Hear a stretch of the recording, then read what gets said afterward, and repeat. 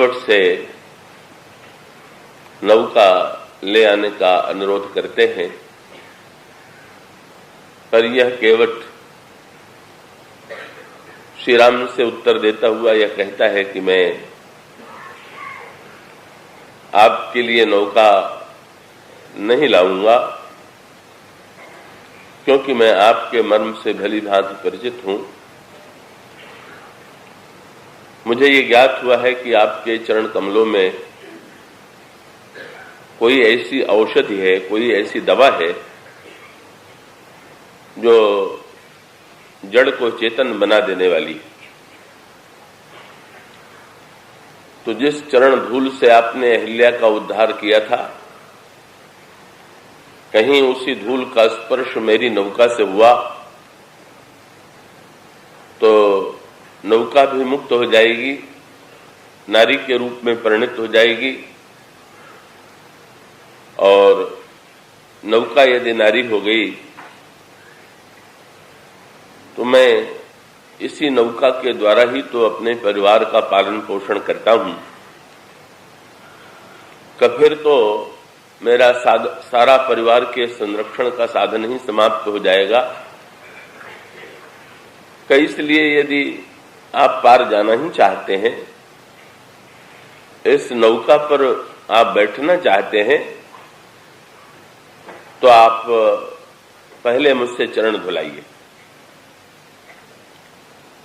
और चरण धोने का कार्य भी मैं तभी करूंगा जब आप अपने मुख से चरण धोने की आज्ञा देंगे, कहेंगे। और चरण धोने के पश्चात आपको मैं नौका पर बैठाऊंगा और आपको पार उतार दूंगा। मैं आपकी शपथ लेता हूं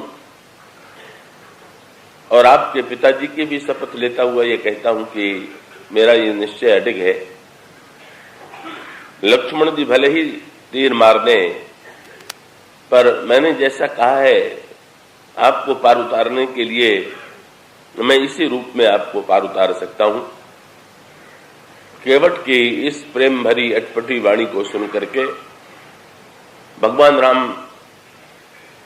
आनंद में भर जाते हैं और आनंदित भगवान श्री राम मुस्कुरा करके हंसते हुए लक्ष्मण और सीता जी की ओर देखते हैं, मानो उन दोनों को भी इस आनंद में भाग लेने के लिए आमंत्रित करते हैं। तो केवट प्रसंग का जो तात्पर्य है, पिछले दिनों आपके सामने चर्चा चलती रही है। केवट की इस भाषा का तात्पर्य क्या है? और जब केवट ये दावा करता है कि मैं आपके मर्म को जानता हूं, तो इसके पीछे केवट का निहित तात्पर्य क्या है? तो जैसा कि कल आपके सामने कहा जा चुका था, इस गंगा में अनेक घाट हैं और ये कहना चाहिए कि भक्ति के भी अनेक रूप हैं। और जैसे विविध घाटों के माध्यम से व्यक्ति को एक ही जल प्राप्त होता है, ठीक इसी प्रकार से विविध मार्गों से चल करके भी व्यक्ति को एक ही ईश्वर की प्राप्ति होती है। पर एक ही ईश्वर की प्राप्ति होते हुए भी कुछ अंतर होता है, और इस अंतर को गोस्वामी जी ने इस रूप में प्रकट किया है। वे ये कहते हैं कि जैसे किसी सरोवर में, किसी तालाब में जल भरा हुआ हो, तो जो लोग जाएंगे उन सब लोगों को जल तो एक ही मिलेगा, लेकिन जल एक मिलने पर भी ये आवश्यक नहीं है कि प्रत्येक व्यक्ति उस जल को एक ही दृष्टि से देखता हो। इसका तात्पर्य हुआ कि जैसे एक व्यक्ति सरोवर में जाता है और उसका उद्देश्य सरोवर में तैरना है, उसकी गहराइयों में प्रवेश करना है, तो एक व्यक्ति जब जाएगा तो ये देखेगा कि सरोवर के जल में कितनी गहराई है। दूसरा व्यक्ति जब जाता है स्नान करने के लिए, तो जो स्नान करने वाला व्यक्ति है जिसको तैरना नहीं है, वो गहराई की ओर दृष्टि नहीं डालता। तैराक देखता है कि कितना जल गहरा है, और जो नहाने वाला व्यक्ति है वो देखता है कि जल कितना स्वच्छ है, कितना साफ। जब वो देखता है सरोवर को, तो दूसरों से ये कहता है कि भाई उस सरोवर का जल तो इतना स्वच्छ है कि उसमें नहाने से शरीर की मलिनता नष्ट हो जाती। तो एक ही जल में का अलग अलग व्यक्तियों को अलग अलग अनुभूति होती है, अलग गुणों की। किसी को जल के गहराई की अनुभूति होती है, किसी को जल के स्वच्छता की अनुभूति होती है, और एक तीसरा व्यक्ति ऐसा भी हो सकता है कि जिसे का स्नान करके स्वच्छ नहीं होना, तैरना नहीं है, गहराइयों में उसको डूबना नहीं है, पर वो अपनी प्यास मिटाने के लिए सरोवर के पास गया। तो जो सरोवर के पास, तालाब के पास जल पीने के लिए गया है, कब वो इस बात पर दृष्टि ही नहीं डालता है कि सरोवर कितना गहरा है। उसकी दृष्टि तो केवल इसी बात की ओर जाती है कि सरोवर का जो जल है उसमें कितनी मिठास है या कितनी शीतलता। तो एक ही सरोवर और एक ही जल होते हुए भी किसी व्यक्ति को शीतलता की अनुभूति हो रही है, किसी को मिठास की अनुभूति हो रही है, किसी को गहराई की अनुभूति हो रही है। तो ठीक इसी प्रकार से एक ही ईश्वर के पास अनगिनत व्यक्ति जाते हैं, और अनगिनत व्यक्ति ईश्वर को प्राप्त करते हैं। पर सरोवर के जल में तो गिने चुने गुण हैं, और ईश्वर के गुण तो अनंत हैं। ईश्वर के गुणों की तो कोई सीमा नहीं। तो उसका परिणाम ये होता है कि जो व्यक्ति ईश्वर के पास जो पाने के लिए जाता है, कब वो ईश्वर में उसी वस्तु को ढूंढने की चेष्टा करता है, और उसी गुण के द्वारा उसे संतोष होता है।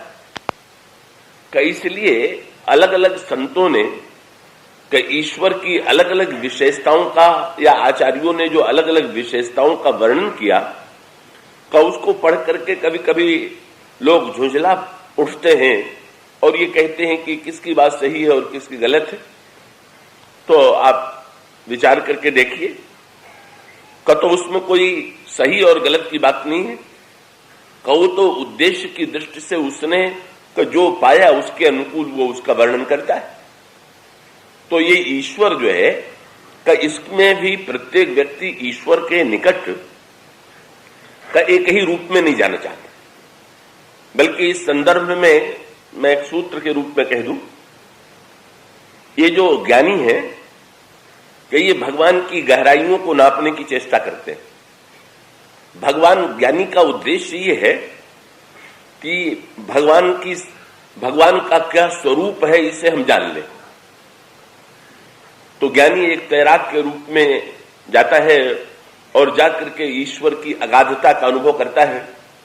जैसे किसी सरोवर का जल उसमें था हो तो व्यक्ति बता देगा कि जल इतना गहरा है, पर अगर गहरा तैराक जाकर के भी जल की गहराइयों को नाप न सके तो वो यही कहता है कि मैंने गहराइयों में डूब करके अच्छी तरह से देखा है, ये सरोवर जो है तो ये तो अगाध है। तो ज्ञानियों की दृष्टि ईश्वर की अनंतता पर है, ईश्वर की असीमता पर है, ईश्वर की गहराइयों में है। और इस दृष्टि से जब ज्ञानी ईश्वर का वर्णन करता है तो उसका वर्णन एक भिन्न प्रकार का होता है। तो ज्ञानी की दृष्टि स्वरूप पर भक्त की दृष्टि कहां है? तो गोस्वामी जी एक संकेत भी देते हैं, मैं आशा करता हूं आप उसे एकाग्रता से सुन रहे होंगे।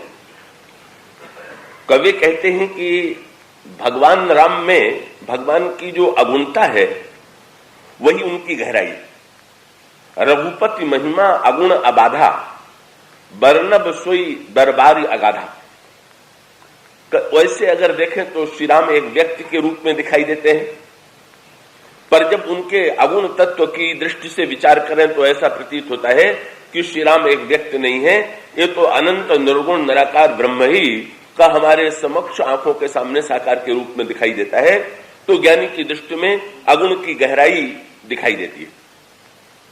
और जो समाज में चरित्र की दृष्टि से ये चाहते हैं कि जब तक समाज में लोगों का चरित्र नहीं बदलेगा तब तक समाज का कल्याण नहीं होगा, तो चरित्र की दृष्टि से जो विचार करते हैं उन्हें भगवान राम के चरित्र में का जो भगवान राम के चरित्र के सद्गुणों को देखते हैं, ये बताते हैं कि भगवान राम के कितने दिव्य गुण हैं, उनका चरित्र कितना पवित्र है, और उस चरित्र की पवित्रता के द्वारा व्यक्ति और समाज का चरित्र कैसे बदल सकता है।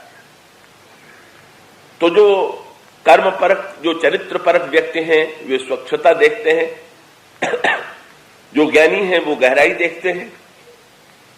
पर भक्त क्या देखता है, भक्त की दृष्टि क्या है? और भक्तों में भी गोस्वामी जी ने दो प्रकार के भक्तों को भी दो रूपों में देखा। आपके सामने पहले इसकी ओर संकेत किया जा चुका है।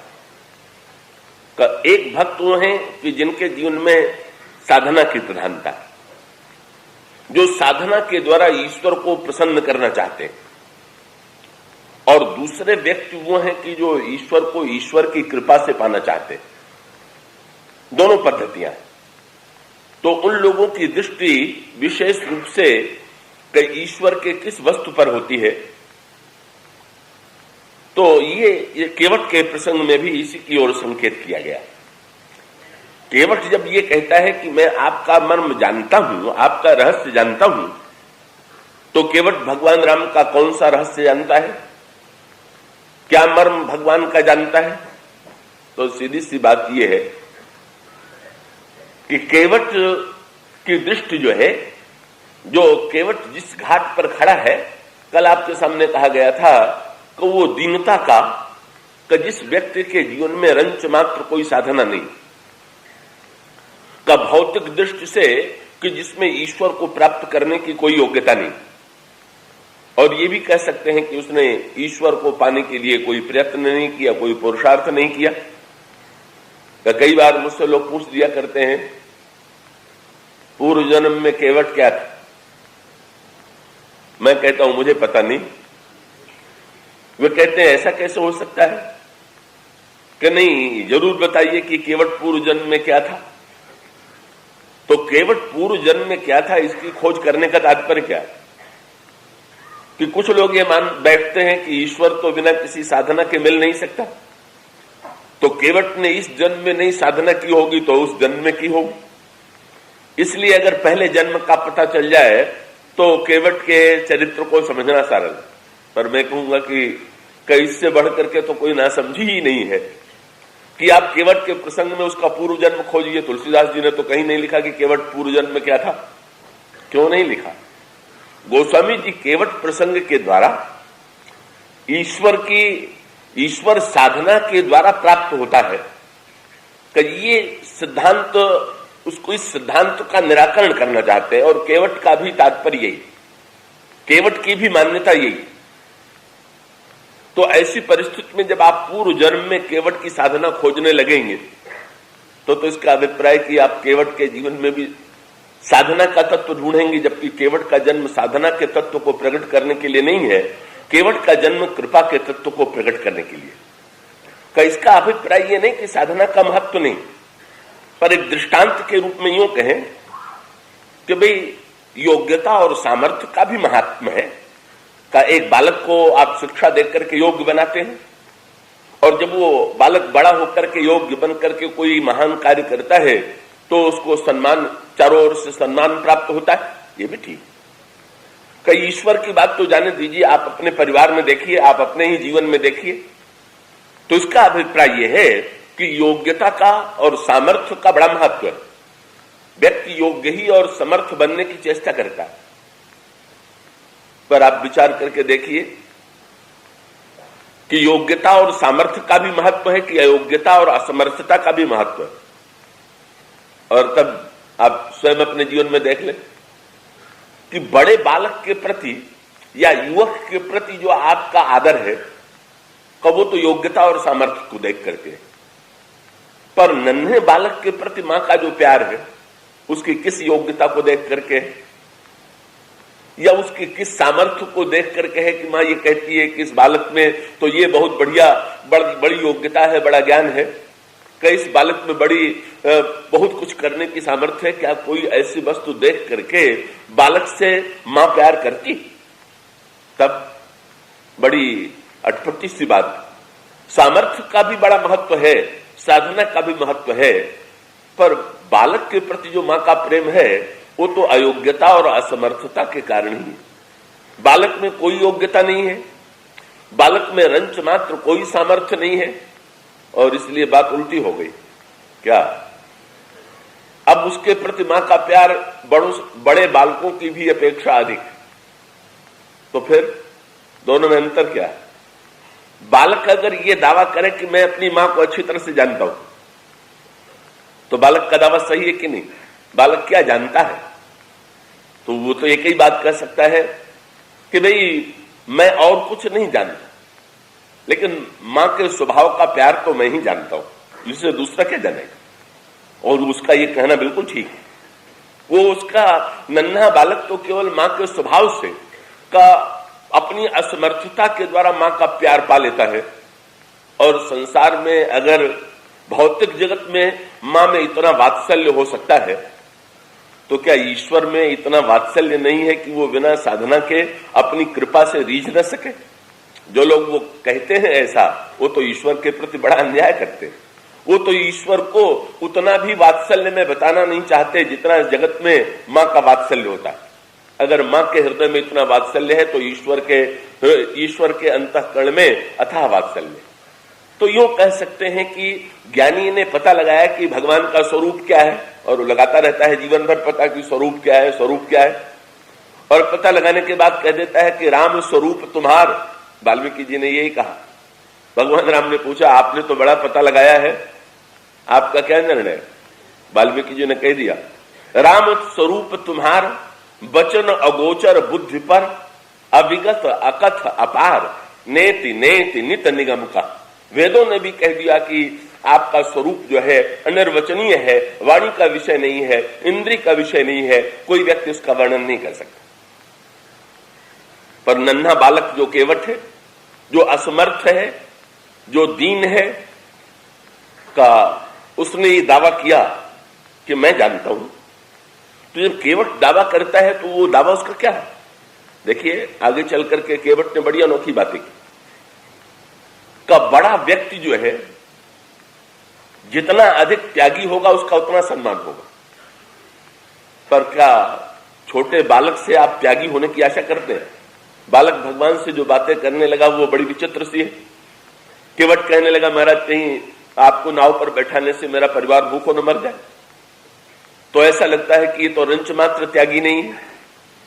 तो जिन लोगों की मान्यता यह है कि ईश्वर केवल त्याग से प्राप्त होता है, परिवार छोड़ देने से प्राप्त होता है, वो भी एक मत है। का अनेकों महापुरुष परिवार का, संपत्ति का परित्याग करके ईश्वर को प्राप्त करने की चेष्टा करते हैं। सुख संपत्ति परिवार बढ़ाई, सब परिहर करियों से उकाई। सुग्रीव ने भी भगवान राम से यही प्रस्ताव किया। तो जब सुग्रीव ने प्रस्ताव किया तो भगवान को हंसी आ गई। भगवान श्री राघवेंद्र ने कहा कि भगवान श्री राघवेंद्र का यही संकेत आप देखेंगे। ये रामायण में कुछ पात्र ऐसे हैं कि जिनके चरित्र में ईश्वर के स्वभाव और महिमा और ईश्वर के प्रभाव का रहस्य प्रकट करने की चेष्टा की गई है। पर कुछ पात्र ऐसे हैं कि जिन्होंने ईश्वर के केवल स्वभाव को और उस स्वभाव को अपनी असमर्थता से जोड़ करके उन्होंने जाना। बालक मां के संबंध को जानता है, मां के प्यार को जानता है, और इतना होने पर ही मां का सब कुछ पा लेता है। तो इसी प्रकार से ये जो भगवान के असमर्थ बालक हैं, का बल्कि गोस्वामी जी ने तो असमर्थता को ऐसा महत्व दे दिया कि गोस्वामी जी भी स्वयं इसी घाट के अनुयायी, ध्यान रखिए। इसीलिए का एक रामायण में संकेत आता है। गोस्वामी जी किस घाट के हैं? तो अयोध्या कांड के अंत में गोस्वामी जी ने श्री भरत भरत के गुणों का वर्णन करते हुए कहा कि अगर भरत का जन्म न हुआ होता तो समाज की क्या हानि होती। तो उन्होंने गिनाना प्रारंभ किया। उन्होंने कहा, श्री राम प्रेम पीयूष पूर्ण हो तो जन्मन भरत को। अगर भरत का जन्म न हुआ होता तो प्रेम की परिपूर्णता कैसे हमें दिखाई देती। फिर उन्होंने कहा कि अगर भरत का जन्म न हुआ होता तो मुनिमन अगम यम नियम समदम विषम व्रत आचरत को। मुनियों के मन के लिए भी जो साधना कठिन है का उसे अपने जीवन में चरितार्थ करके कौन दिखला पाता। और फिर वे कहते हैं, अपने चरित्र के द्वारा लोगों के जीवन में परिवर्तन लाने वाला दूसरा कौन।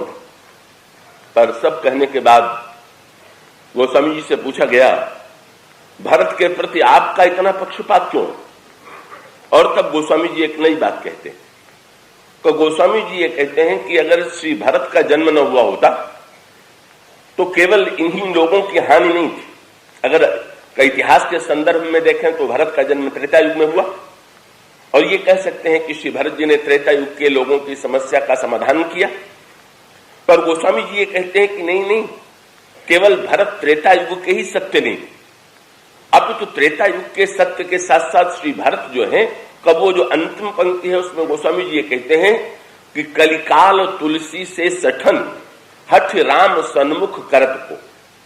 अगर भरत का जन्म न हुआ होता तो इस कठिन कलयुग में का मुझ जैसे दुष्ट व्यक्ति को भगवान राम के सामने कौन ले जाता। इस शब्द पर आप जरा ध्यान दीजिए।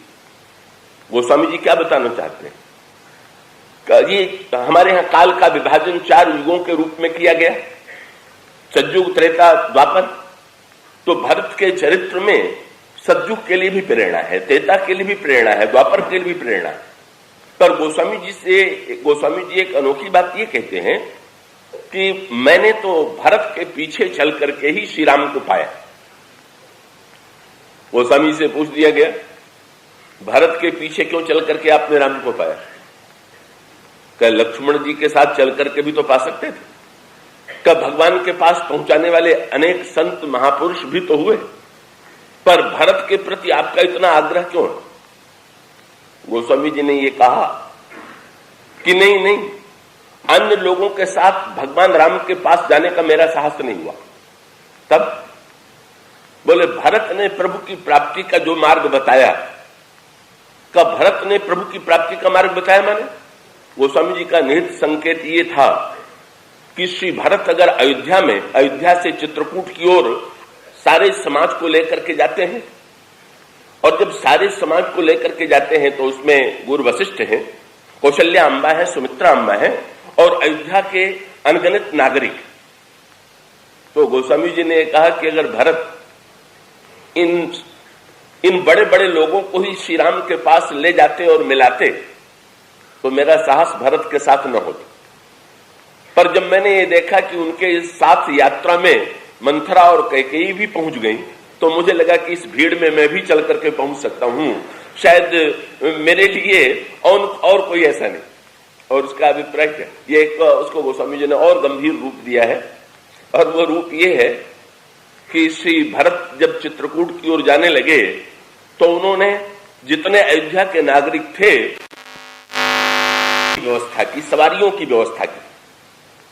कुछ लोगों को रथ पर बैठाया, कुछ को घोड़ों पर बैठाया, कुछ को पालकी पर बैठाया, और इस तरह से अलग अलग सवारियों पर बैठ करके अयोध्या के नागरिक चित्रकूट की यात्रा करते हैं। लेकिन श्री भरत क्या करते हैं? श्री भरत स्वयं किसी सवारी पर बैठ के नहीं चले। वहां सवारियां तो सब थी और भरत तो चाहे जिस सवारी पर बैठ सकते थे, लेकिन श्री भरत सारे वाहनों का परित्याग करके पैदल चले। तो वाहन और पैदल का तात्पर्य क्या है? भाई सीधी सी बात यह है, जो समर्थ होता है वो सवारी पर चलता है, तो जिसके पास पैसा होगा वो सवारी पर बैठ करके चलेगा। पर जिसके पास पैसा नहीं है कि गाड़ी खरीदने की सामर्थ्य नहीं है, रथ खरीदने की सामर्थ्य नहीं है, घोड़ा खरीदने की सामर्थ्य नहीं है, और वो चलेगा तो कैसे चलेगा? कानपुर में एक सज्जन आते हैं, एक दिन उनसे मैंने पूछ दिया आप कैसे आए, तो बोले मैं तो 2 नंबर के बस से आ रहा हूं। वो पैदल चल के आए थे। उन्होंने कहा बस मेरे पास तो इतनी ही सामर्थ्य है कि मैं पैरों से चल करके आऊं। तो उसका अभिप्राय क्या है? वाहन जो है ये साधन है। तो जो लोग साधना के द्वारा ईश्वर को प्राप्त करते हैं, मानो वो वाहन पर बैठ के जा रहे हैं। कुछ लोग घोड़े पर बैठ के जा रहे हैं, तो घोड़े पर बैठ के कौन जाएगा? जो लगाम कस के पकड़ सके, घोड़े को अपनी इच्छा के अनुकूल चला सके। तो ये जितने योग मार्ग के अनुयायी हैं, योगी लोग, ये सब घोड़सवार, कि ये अपने मन के जो घोड़े पर बैठे हुए हैं और मन की चंचलता पर नियंत्रण करके चित्रकूट की ओर प्रस्थान कर रहे हैं, कि ईश्वर को पाने के लिए चल रहे हैं। ये योग मार्ग पर चलने वाले घोड़े पर बैठे हुए। और ये जो रथ पर बैठ करके जा रहे हैं, ये कौन से लोग हैं? कि रामचरितमानस में भगवान राम से विभीषण जी ने पूछ दिया, महाराज आपके पास तो रथ है ही नहीं, आप रावण से कैसे लड़ेंगे? भगवान राम ने कहा रावण का रथ दिखाई दे रहा है, इसलिए रावण का रथ टूट सकता है, पर मेरे पास जो रथ है वो तुम नहीं देख रहे हो, कि वो रथ दूसरा। और तब भगवान राम ने कहा, वो भगवान राम कहते धर्म ही रथ है। और धर्म रथ का वर्णन करते हुए भगवान कहते हैं सौरज धीरज तेहि रथ चाका, सत्यशील दृढ़ ध्वजा पताका। ये जो सद्गुण जिसके जीवन में, ये धर्म के जो विविध अंग हैं जिसके जीवन में है, शौर्य है, धैर्य है, सत्य है, शील है, बल है, विवेक है, दम है, परहित है। भगवान राम कहते हैं सौरज धीरज तेहि रथ चाका, सत्यशील दृढ़ ध्वजा पताका, बल विवेक दम परहित घोरे, क्षमा कृपा समता रज जोरे, ईस भजन सारथी सुजाना, विरत चर्म संतोष कृपाणा। और धर्म के अलग अलग गुणों का वर्णन करते हुए भगवान राम कहते हैं सखा धर्म में असरथ जाके। ऐसे धर्म रथ पर बैठ करके ही व्यक्ति विजय प्राप्त कर सकता है। तो जो चित्रकूट की ओर रथ पर बैठ करके जा रहे थे, श्री भरत जी ने योगियों के लिए घोड़े की व्यवस्था कर दिया।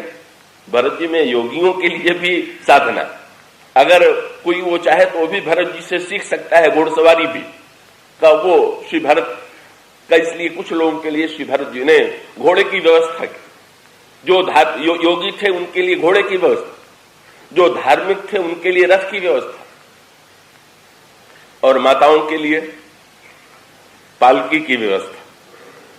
ये सबसे आरामदेह सवारी, इस अर्थ में कि घोड़े पर तो लगाम रख करके उसको चलाना है। तो घोड़े की यात्रा में शीघ्रता तो होती है, पर कोई ये दावा नहीं कर सकता कि घोड़े पर चलने पर थकान नहीं आती। घुड़सवारी में थकान तो आती। तो योग मार्ग में गति तो है, पर साधना का श्रम भी विद्यमान है। का रथ पर बैठ करके जो व्यक्ति चल रहा है, का उसको भी निरंतर सावधान रहना है कि रथ का कोई पहिया टूट न जाए, रथ की ध्वजा कोई गिर न जाए। इसलिए ये भी इसका अभिप्राय, जो धर्म के द्वारा ईश्वर को प्राप्त करना चाहता है उसको भी निरंतर सावधान रहना है। और वो सावधान रह करके ईश्वर को प्राप्त करने की चेष्टा करता है कि हमारे जीवन का कोई सद्गुण जो है वो समाप्त न होने पावे। योगी का ध्यान ये है कि हमारा मन बस में रहे, निरंतर एकाग्र रहे। धार्मिक व्यक्ति का की धारणा यह है कि हमारे जीवन में का धर्म निरंतर बना रहे। और माताओं के लिए पालकी माने, ये भक्ति मार्ग जो है, ये कहा जाता है भक्ति देवी नारी है ना, स्त्री। तो इसमें स्त्री पुरुष शरीर की दृष्टि से ही केवल विचार करके न देखिएगा। तब माताओं के लिए घोड़े की व्यवस्था का कोई प्रश्न नहीं, रथ की व्यवस्था का प्रश्न नहीं। तो ये तीसरा भक्ति मार्ग है। ये कौन से? ये माताओं के लिए श्री भरत जी ने पालकी की व्यवस्था किया। तो पालकी पुराने समय में ये सवारी ऐसी थी कि जिसको दूसरे ढोते थे, दूसरे चलते थे। पालकी की सवारी में का सारा आनंद इस बात की है कि उसको ढोने वाला अपने कंधे पर 4 कहारों के द्वारा पालकी को कंधे पर रख लिया गया, और उसमें बैठा हुआ व्यक्ति आनंद से अगर श्रम की अनुभूति हो रही है तो ढोने वाले को हो रही, तो श्रम की अनुभूति चलने जो पहुंचने वाला है उसको नहीं हो रही। बड़ी विचित्र यात्रा बोले थकान किसी को आवे और पहुंचे कोई। कहिए ये अनोखा मार्ग जो है पालकी वाला मार्ग है। जो ढो रहा है वो थक रहा है और जो बैठा हुआ है वो पहुंच रहा है। तो इस दृष्टि से यदि देखा जाए तो ये भक्त का मार्ग जो है पालकी का मार्ग है। और इसमें 4 ढोलने वाले कौन से हैं? कि ये 4 ढोलने वाले जो हैं कि ये भगवान के सगुण साकार भक्ति में 4 का सहारा लेकर के भक्त आगे की ओर चलता है। और ये 4 हैं नाम, रूप, लीला और धाम। बस नाम और रूप, लीला, धाम के सहारे भक्त का भक्ति के रूप में ये यात्रा चल रही है। और इसके माध्यम से जो लोग चल रहे हैं वे बिना श्रम के ही भगवान तक पहुंचने की चेष्टा करते हैं, भगवान को पा लेते हैं। तो इस तरह से भक्ति मार्ग के द्वारा, योग मार्ग के द्वारा, धर्म मार्ग के द्वारा ईश्वर को पाया जा सकता है, इसमें कोई संदेह नहीं।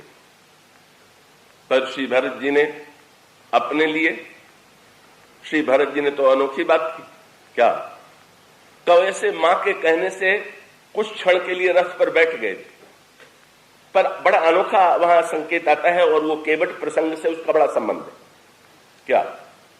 कि जिस समय श्री भरत ने सबके लिए वाहन की व्यवस्था की और स्वयं पैदल चले, तो श्री भरत जी के देखा देखी सब लोग सवारी से उतर गए। ये बड़ी खतरनाक परंपरा है। दूसरे की देखा देखी करना जो है, पर ये व्यक्ति का स्वभाव है। दूसरे को जो करते देखें, बड़े को जो करते देखें, हमारा भी वही करने का मन होता है।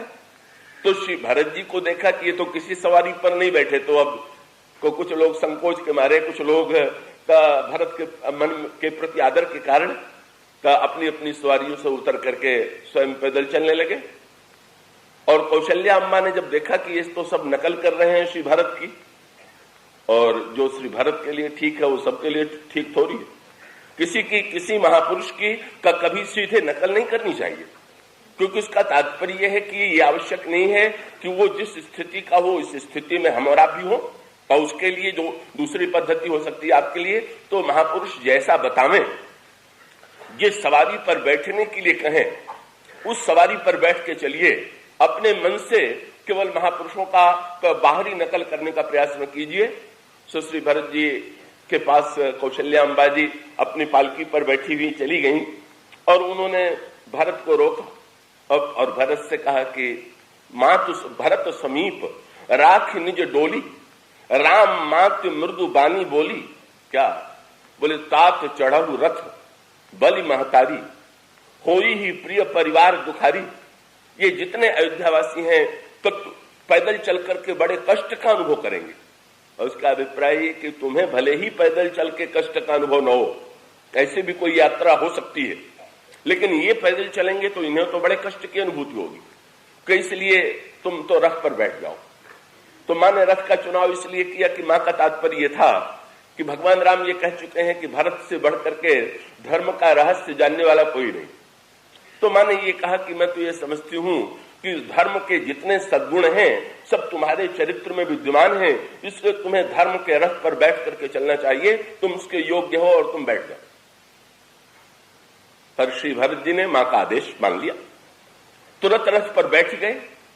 और जब श्री भरत रथ पर बैठ गए तो लोगों ने चैन की सांस ली कि चलो भाई हम भी अब आराम से जैसे जैसे चलना हो चल सकते हैं। अब भरत बैठ गए तो हमें बैठने में कोई आपत्ति नहीं, सब चल पड़े। लेकिन बाद में श्री भरत जी ने क्या किया? भरत जी ये बताना चाहते थे, मैं ये इसीलिए गोस्वामी जी को भरत इतने प्रिय हैं, और यहां भरत जी का चरित्र केवट के चरित्र से जुड़ जाता। क्या? तो श्री भरत जो है सवारी पर बैठ करके चले तो, लेकिन बाद में उन्होंने रथ का परित्याग किया और चित्रकूट तक वे रथ पर बैठ करके नहीं गए, पैदल गए। और पैदल भी गए तो केवट का हाथ पकड़ करके साथ लेकर के गए। केवट और भरत, केवट का हाथ पकड़ करके ये श्री भरत की यात्रा के रहस्य पर विचार कीजिए, और आप देखेंगे कि रथ का परित्याग का श्री भरत ने किया कब? गोस्वामी जी संकेत ये करते हैं, श्री भरत रथ पर बैठ करके आए और जिस समय श्रृंगबेरपुर में पहुंचे, केवट ने श्री भरत का स्वागत किया। का उस समय गुरु वशिष्ठ ने केवट को, पहले गुरु वशिष्ठ को केवट ने प्रणाम किया, निषाद में प्रणाम किया, और गुरु वशिष्ठ ने निषाद को आशीर्वाद दिया। का उसके पश्चात श्री भरत ने गुरु वशिष्ठ से पूछा कि महाराज ये कौन? तो तुरंत गुरु वशिष्ठ ने यही कहा कि ये राम के सखा, और साथ साथ ये भी कहा कि भाई इनका नाम गुह है और इनकी जाति जो है वो निषाद है। श्री भरत ने सुना और सुनते ही पहला काम क्या किया? राम सखा सुनी स्यंदन त्यागा। भरत जी ने तुरंत सवारी छोड़ दिया, और सवारी छोड़ देने के लिए ये चुनाव तो बड़ा विचित्र सा था। कब बड़े को देख करके छोटा सवारी छोड़ दे कि ये तो ठीक है, पर केवट को देख करके श्री भरत ने सवारी छोड़ दिया, इसका अभिप्राय क्या? श्री भरत का तात्पर्य यह था कि महाराज आपने बहुत अच्छा बताया। अभी तक लोग ये समझते थे कि साधना और पुरुषार्थ से ही ईश्वर से संबंध जुड़ता, पर जब आप ये कह रहे हैं कि केवट राम के सखा हैं, तो पता चल गया कि ईश्वर से नाता जोड़ने के लिए जाति पाति कुल धर्म और साधना की कोई आवश्यकता नहीं। इसलिए मैं भी रथ का परित्याग का अभिप्राय यह है साधना के मार्ग का परित्याग, निस्साधनता। श्री भरत ने स्वीकार किया कि केवट का जो मार्ग है वो दीनता का, इसका अभिप्राय है कि जो निस्साधन है, जिसके पास कोई साधना का कोई वाहन विद्यमान नहीं, और श्री भरत स्वयं उसके लिए रथ का परित्याग कर देते हैं। और रथ का परित्याग कर देने के पश्चात फिर वर्णन आता है कि ये जो निषाद और केवट के संदर्भ में भगवान राम के जिस स्वरूप की स्वभाव की व्याख्या की गई है, वो स्वभाव ही श्री भरत को सबसे प्रिय लगता है। और वो स्वभाव की इस दृष्टि से का पहली बात यह है कि श्री भरत ने दौड़ करके जब निषाद को हृदय से लगाया तो लोग चौंक पड़े कि भरत तो बड़े धर्म और मर्यादा के पालक हैं। का उन्होंने अपने से छोटे निषाद को देख करके सवारी कैसे छोड़ दी? पर जब श्री भरत से किसी ने पूछा तो श्री भरत ने ये कहा कि मैंने तो गुरुजी के कहने से सवारी छोड़ दी। तो गुरुजी ने तो ये नहीं कहा, गुरुजी के शब्दों में ही वो संकेत मिल गया। क्या? तो गुरुजी से जब मैंने पूछा कि ये कौन है, तो गुरुजी ने ये कहा कि ये राम के मित्र हैं। तो मैं समझ गया कि मैं तो प्रभु राम का सेवक हूं और ये मित्र है तो उनकी बराबरी के हैं। तो सेवक को चाहिए कि वो सखा को देख करके सवारी तो छोड़ दे। ये बराबरी का नाता, ये जो केवट और भगवान राम का संवाद है, वो एक मित्र से मित्र का सेवक और स्वामी के संबंध में का उस प्रकार से बातचीत तो नहीं की जा सकती है जिस प्रकार की भाषा का, वो तो मित्रता का नाता है। और मित्रता का नाता है तो श्री भरत का तुरंत रथ का परित्याग करके निषाद को हृदय से लगाते हैं, और हृदय से लगाने के पश्चात उनसे पूछ देते हैं कि कहिए आप कुशल से तो हैं? उस समय निषाद ने बड़ा सुंदर उत्तर दिया। ये रामायण में एक सूत्रात्मक संकेत दिया गया है, और वो संकेत ये है, मैं आशा करता हूं आप उसे और भी एकाग्रता से सुनेंगे, कि ये जो नदियों की तुलना की गई है उनमें कि कर्म की तुलना तो की गई यमुना नदी से और भक्त की तुलना की गई गंगा नदी से। तो कर्म को लेकर के हमारे पुराणों में दो नदियों का वर्णन आता है। तो कर्म की एक नदी है यमुना और कर्म की दूसरी नदी है कर्मनाशा। तो ये दोनों नदियों में जो पुराणों में दोनों का वर्णन किया गया है, उसमें कहा यह गया है कि अगर कोई व्यक्ति यमुना में स्नान करता है तो वो यमराज के भय से मुक्त हो जाता है, क्योंकि यमराज जो हैं ये यमुना के भाई हैं। तो यमुना को उन्होंने वरदान दिया है कि यमुना में स्नान करने से व्यक्ति के पाप नष्ट हो जाते हैं। लेकिन उससे बड़ी विचित्र बात यह लिखी हुई है कि यमुना में नहा करके अगर व्यक्ति पवित्र हो जाता है तो कर्मनाशा में अगर कहीं व्यक्ति नहा ले या केवल कर्मनाशा का जल छू भी जाए तो जीवन में जितने पुण्य किए हैं सब नष्ट हो जाते हैं। तो वो एक अलग प्रसंग है, इसकी हम इसमें विस्तार से व्याख्या नहीं करेंगे। कर्म का दो स्वरूप, कर्म का एक स्वरूप यमुना और कर्म का दूसरा स्वरूप कर्मनाशा। ये इसका अभिप्राय यह है कि दो प्रकार से कर्म होते हैं। यमुना का जन्म हुआ है सूर्य से और कर्मनाशा का जन्म हुआ है त्रिशंकु के टपकते हुए लार से। तो इसका अभिप्राय सीधा सा यह है कि जब हमारे जीवन के मूल में जो कर्म है, कर्म के मूल में विचार और ज्ञान होगा, तो कर्म के मूल में जब विचार और ज्ञान होगा तो व्यक्ति पाप से मुक्त हो जाएगा। उसको पाप से डरने की आवश्यकता नहीं। पर अगर कर्म के मूल में विचार न होकर के लालसा हुई, ये लार कहते हैं, लार टपकने लगा, किसी वस्तु को देख करके मुंह में पानी आ गया तो कहा कि लार टपक पड़ी, का मुंह में पानी आ गया, तो ये त्रिशंकु के लार से, तो उसका अभिप्राय है कि केवल लोभ से और लालसा से प्रेरित होकर के कर्म करे तो व्यक्ति कितना भी अच्छा कर्म क्यों न करे, अंत में सारे अच्छे कर्म समाप्त हो जाएंगे। ये तो ठीक है, लेकिन एक बड़ी विचित्रता, क्या वो विचित्रता जो है वही भक्ति के महत्व को प्रकट करने के लिए। क्या यमुना तो है कर्म, और ये कहां जाकर के मिलती हैं? का प्रयागराज में आपने देखा होगा, यमुना गंगा जी में मिल जाती है। तो ये गंगा जो है वो भगवान की भक्ति है, और इसका अभिप्राय है कि विचार पूर्वक कर्म कीजिए और अंत में कर्म को भगवान में अर्पित कर दीजिए। कर्म को भगवान में अर्पित कर देना ये बड़ी बुद्धिमानी, नहीं तो कर्म को अर्पित न करने में क्या कठिनाई है भाई? सृष्टि तो कर्म के आधार पर चल रही है। कर्म प्रधान विश्व कर राखा, जो जस करे सो तस फल चाखा। तो जो जैसा करेगा वैसा कर्म का फल उसको मिलेगा। लेकिन भक्तों ने एक बहुत बढ़िया मार्ग निकाल लिया। तो भाई किसी भक्त से भगवान ने ये कहा कि भाई मेरा तो सृष्टि का सिद्धांत ये है कि जो जस करे सो तस फल चाखा, तो तुमने जैसा किया होगा वैसे ही फल तुम्हें चखने को मिलेगा। तो भक्त ने भगवान से कहा, महाराज मुझे चखने में तो कोई आपत्ति नहीं, पर मेरा नियम है कि पहले भोग लगा करके आपको तब मैं प्रसाद लेता हूं। तो पहले आपको हम अर्पण करके भोग लगा देंगे तब ना हम प्रसाद ग्रहण करेंगे। और बड़े पते की बात, कर्म स्वयं भोगा जाए तो बड़ा दुखदायी, पर इसे अर्पण करके भगवान को भोग लगा दिया जाए तो दो बातें हो गई। भगवान ने भोग अगर लगा दिया तो या तो उसमें मिठास आ जाएगी, और मिठास नहीं भी आई तो कम से कम ये तो बोध बना रहेगा कि ये भगवान का प्रसाद है। उसका अभिप्राय है कि या तो भगवान की कृपा से व्यक्ति कर्म के दुष्कर्म के परिणामों से बच जाए, और या ये बोध होता रहे कि भाई ये वस्तुतः जो हम फल भोग रहे हैं ये भी भगवान की प्रेरणा से ही है, भगवान का प्रसाद ही है। और जब हम भगवान का प्रसाद समझ करके कर्म के परिणाम को भोगते हैं तो हमारे जीवन में स्थिति बदल जाती। तो इसलिए कर्म की यमुना को भी अंत में भक्ति की गंगा में तो जरूर मिलाना चाहिए। इसलिए गीता में भगवान कहते हैं, यद करोस यदश्नासी यद जुहो सदास यद तपस्या कौन्तेय तत् कुरुस मदर्पणम।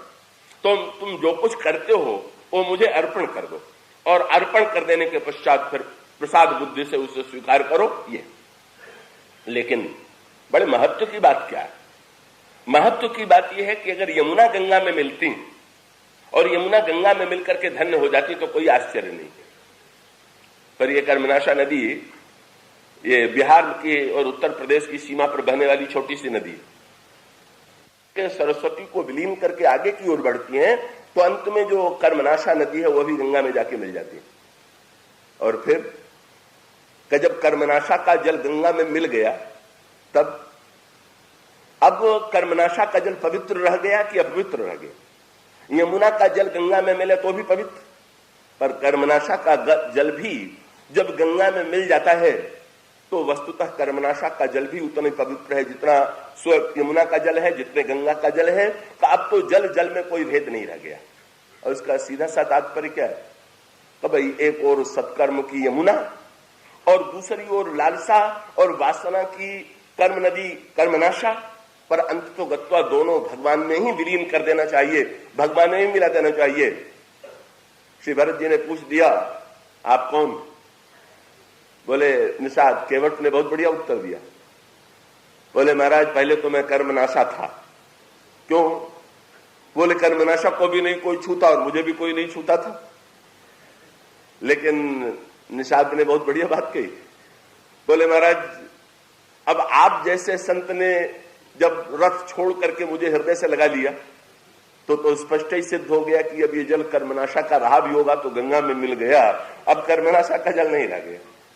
तो इसलिए वहां पर पंक्ति जो है वो केवट के प्रसंग में यही है कि भाई कर्मनाश जल सुरसरी परई। श्री भरत जी ने पूछा, कहिए आप कुशल से तो है? तो निषाद राज ने पूछा पुरानी बात पूछ रहे हैं कि नई बात पूछ रहे हैं? तो पुरानी बात तो ये थी महाराज कि कपटी, कायर, कुमति, कुजाति, लोक, वेद, बाहर सब भांति। मुझ में तो 4 बातें थी। या तो मुझे लोग कपटी मानते थे, या कायर मानते थे, या कुमति मानते थे, या नीची जाति वाला मानते थे, और समाज ने और वेद ने दोनों ने हमें महत्व नहीं दिया। लेकिन उन्होंने कहा ये पुरानी बात हो गई, अब वो बातें नहीं है भाई, अब क्या है? उन्होंने कहा कपटी, कायर, कुमति, कुजाति, लोक, वेद, बाहर सब भांति, पर राम कीन्ह आपन जब ही थे, तो भयऊ भुवन भूषण तब ही थे। अब मैं पवित्र नहीं रह गया, अब तो मैं सारे संसार का आभूषण हो गया, सारे संसार की महिमा में संत आप हैं, और आप जैसे संत ने अगर मुझे सम्मान दिया तो फिर ऐसी परिस्थिति में आप मुझ में अपवित्रता कहां पर? सो श्री भरत जी ने निषाद राज का ऐसा हाथ पकड़ा, ये बड़ी अटपटी सी बात है कि गुरु जो है ईश्वर को मिलाने वाला है, तो गुरु जी तो साथ ही चल रहे थे, गुरु है वशिष्ठ, तो भरत जी को तो चाहिए कि वशिष्ठ जी के पीछे पीछे चल करके पहुंचे। श्री भरत ने नया मार्ग बताया। श्री भरत ने तो केवट का हाथ पकड़ लिया और उन्होंने ये कहा कि बस बस मुझे पता चल गया। कब उन्होंने ये तुमने एक नए मार्ग का आविष्कार किया, और तुरंत श्री भरत जी ने निषाद का हाथ पकड़ करके, जिसमें श्री भरत ने निषाद राज का हाथ पकड़ा और हाथ पकड़ करके ये कहा कि चल ही सखा सोई ठाऊ देखाऊ, और नेकु नयन मन जरन जुड़ाऊ। का मित्र जला चल करके जिस स्थान पर भगवान ने यहां करके विश्राम किया। श्री भरत का तात्पर्य क्या कि भाग्यशाली आप हैं कि भाग्यशाली अयोध्या वाले? अयोध्या के लोगों को छोड़ दिया प्रभु ने और आपके गांव में आकर के विश्राम किया। तो श्री भरत ने निषाद राज से यह प्रार्थना किया कि आप चल करके वो मुझे स्थान दिखलाइए जहां पर रात्रि को प्रभु ने विश्राम किया था। और एक अगला शब्द श्री भरत जी का यह था, नेकु नयन मन जरन जुड़ाऊ, मेरे मन की जलन को आप शांत कीजिए। इसमें निहित संकेत क्या था? गुरु वशिष्ठ इस जलन को शांत नहीं कर पाए। तो वो तो भरत जी को जब दवाई दे रहे थे कि राज्य स्वीकार कर लो, बस सबसे बढ़िया दवाई यही। कौशल्य जी ने कहा बस तुरंत दवाई लो, गुरु जी दवा दे रहे हैं तो भरत देर मत करो, और वैद्य की बात तो तुरंत मानना नहीं चाहिए। तो श्री भरत जी ने कौशल्या जी से पूछ दिया कि दवा तो बड़ी गुरु जी अनोखी दे रहे हैं, कौन सी दवा? श्री भरत जी ने कहा ग्रह ग्रही तो पुनि बात बस, और तेही पुनि बीछी मार, और ताही पियाई बारूणी, तो कहो कौन उपचार। एक बेचारे के ऊपर ग्रह दशा आई हुई थी, उसको बात रोग हो गया, फिर उसको बिच्छू ने मार दिया, और वैद्य जी से दवा पूछी गई तो उन्होंने कहा शराब पी लो। तो गुरु जी तो बहुत बढ़िया दवा दे रहे हैं, सत्ता की शराब पीने की कह दे रहे हैं, यही कह दिया इस दवा से मेरा रोग शांत नहीं होगा। कौन सी दवा? उन्होंने कहा आपन दारुण दीनता सबहि कहूं समझाए, देखे बिनु रघुवीर पद जी की जलन नहीं जाए। भगवान के चरणों का दर्शन के बिना हृदय की जलन नहीं जाएगी। और अब केवट का हाथ पकड़ करके कह रहे हैं नेकु नयन मन जरन जुड़ाऊ, जहां भगवान राम के चरणों का चिन्ह है उसका दर्शन करा करके मेरे हृदय की जलन शांत आप कीजिए। और उसका अभिप्राय है कि जो जलन गुरु वशिष्ठ जैसा महापुरुष शांत नहीं कर पाया, श्री भरत को भरोसा यह है कि वो केवट के द्वारा वो जलन शांत की जा सकती है। और तब केवट श्री भरत का हाथ पकड़ करके उस स्थान पर ले जाते हैं जहां पर श्री राम ने विश्राम किया था। और श्री राम के विश्राम के स्थली पर श्री भरत जी को भगवान राम के चरण की धूल प्राप्त होती है, सीता जी के आभूषणों का स्वर्ण बिंदु प्राप्त होता है। धूल को श्री भरत आंखों में लगा लेते हैं। तो श्री सीता जी के आभूषणों का जो सोने का टुकड़ा पड़ा हुआ था उसे श्री भरत धारण कर लेते हैं। और उसके बाद फिर वर्णन क्या आता कि श्री भरत चित्रकूट तक निषाद का हाथ पकड़ करके चित्रकूट तक यात्रा करते हैं। श्री भरत का तात्पर्य क्या था कि आप ही ऐसे महापुरुष हैं, लोग आपको भले केवट माने, कि जिसने ये बता दिया कि नहीं ईश्वर केवल साधना के बल से ही प्राप्त नहीं होता, योग्यता से प्राप्त नहीं होता, तो वो तो अपनी ही कृपा से प्राप्त होता है। श्री भरत की विशेषता यह है, वो महानतम योग्य होते हुए भी उनको अपने आप में कोई साधना नहीं दिखाई देती। वे तो ये कहते हैं कि मोह समान को पाप निवासी, यही लगी सिय राम बनवासी। मुझ जैसा पापी कौन होगा जिसके कारण भगवान राम को बन जाना पड़ा। श्री भरत ने कहा कि मुझे डर ये है, वह आगे चलकर के बड़ा सुंदर संकेत आता है, आप मेरे साथ चलिए। और गोस्वामी जी ने एक नई बात बताई है, देखिए उलट गया क्रम। संसार में नियम क्या है, जो लोग गाड़ी पर बैठ करके आए होंगे वो पहले पहुंचे होंगे, जिसको पैदल आना पड़ा होगा वो बाद में पहुंचेगा। लेकिन चित्रकूट में क्या हुआ, आपने जरूर ध्यान दिया होगा, क्या पैदल जो थे उनको भगवान पहले मिल गए, सवारी वालों को बाद में मिल गए। ये श्री भरत और केवट को भगवान राम की प्राप्ति पहले हुई कि ये वहां पहले पहुंच गए, और सवारी वाले मंदाकिनी के किनारे उनको रुक करके प्रतीक्षा करनी पड़ी। ये बड़ी कठिनाई है। कभी बाहर वाले तो चाहे जितने योग्य हों, तो घर में मिलने जाइएगा तो फिर बाहर बैठ के प्रतीक्षा तो करनी ही पड़ेगी कि जब भीतर से बुलावा आवे तो जाए। पर नन्हे बालक को जो भीतर ही बैठा हुआ है, तो उसको क्या कोई प्रतीक्षा करनी पड़ती है कि बाहर से कब हमें समय दिया जाएगा?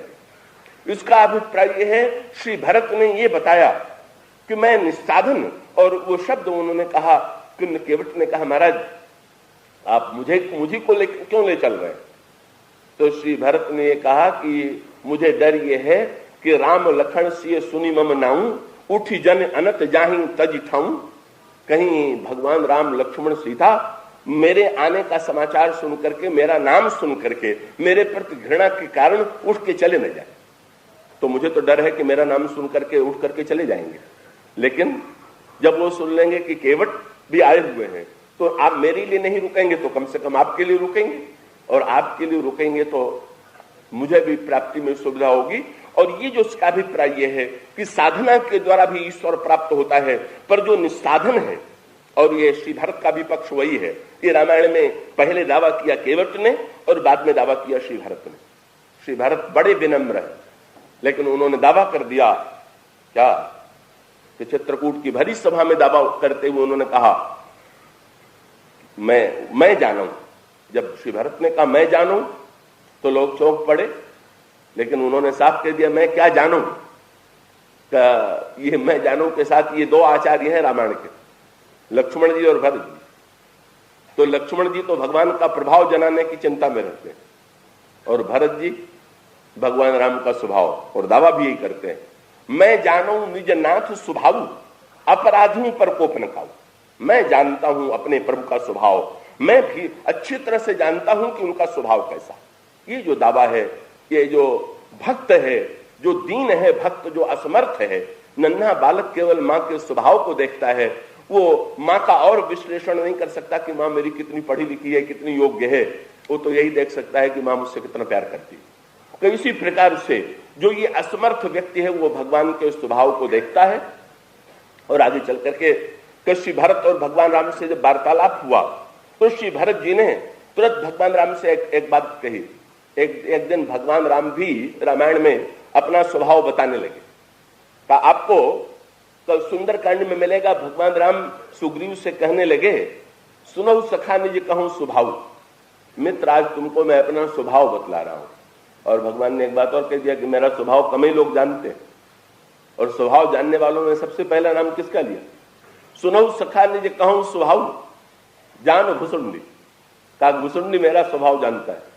उसका अर्थ क्या कि भाई कौआ ने भगवान का स्वभाव जान लिया, इसके द्वारा भगवान ने बहुत बड़ी बात कह दी। बड़े लोग बाद में जानते हैं जो कौए हुए हैं, का कौए का अभिप्राय भी यही है कि जो का पवित्रता से युक्त नहीं है, साधना से युक्त नहीं है, का वो कागभूषण मेरा स्वभाव जानते हैं। लेकिन श्री भरत ने और भगवान राम ने जो स्वभाव बताया उसमें थोड़ा भेद पड़ गया। भगवान राम ने कहा कि मेरा यह स्वभाव है कि जो नर होई चराचर द्रोही, आवई सभय शरण तक मोही, तजी मद मोह कपट छल नाना, करो सद्य तही साधु समाना। भगवान ने कहा कोई व्यक्ति कितना भी बुरा क्यों न हो, पर मेरा यह स्वभाव है कि वो चार वस्तुओं को छोड़ करके, मद मोह कपट छल छोड़ करके आवे तो मैं उसको साधु बना दूंगा। भगवान से सुग्रीव ने पूछ दिया, तब तो आपने बड़ी सुविधा दे दिया। तो फिर लोग आपकी शरण में आके स्वभाव का लाभ क्यों नहीं ले लेते? तो बोले क्या बता मैं, जो पे दुष्ट हृदय सो होई मोरे सन्मुख आओ कि सोई। ये दुष्ट व्यक्ति मेरे सामने आने की चेष्टा ही नहीं करते।